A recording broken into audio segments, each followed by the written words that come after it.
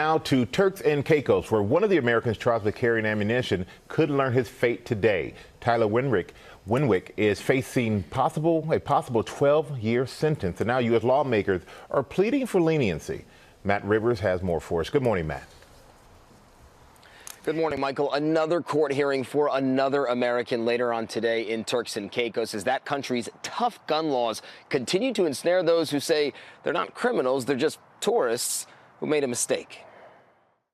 This morning, a high-stakes hearing for Tyler Winwick, one of 5 Americans facing 12 years behind bars in Turks and Caicos for carrying ammunition to the island that they all say they didn't know they had. Winwick could learn his fate just hours from now, after being detained in April when 2 rounds of ammunition were found in his bag while reboarding a Royal Caribbean cruise ship.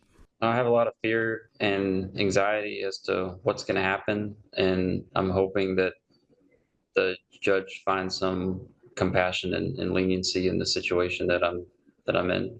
A bipartisan congressional delegation meeting with island officials Monday on behalf of the detained Americans, saying they proposed other consequences for breaking the law.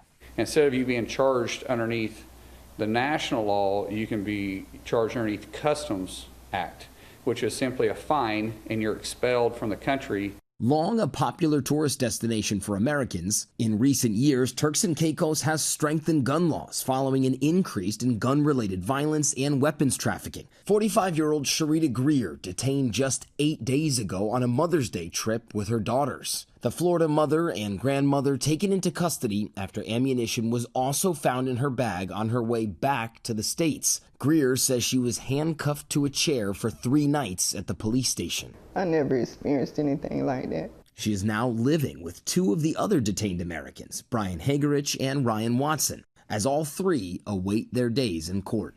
They are my forever family. And with all of this stuff happening, I'm just thankful. And my family back home is thankful. Now, Senator Mullin also told us that if this does not get resolved soon, his office would look into ways to increase the warnings that American tourists receive before traveling to Turks and Caicos. We have to look at all of the tools at our disposal, he said, adding that some 65% of Turks and Caicos GDP reliant, guys, on tourism.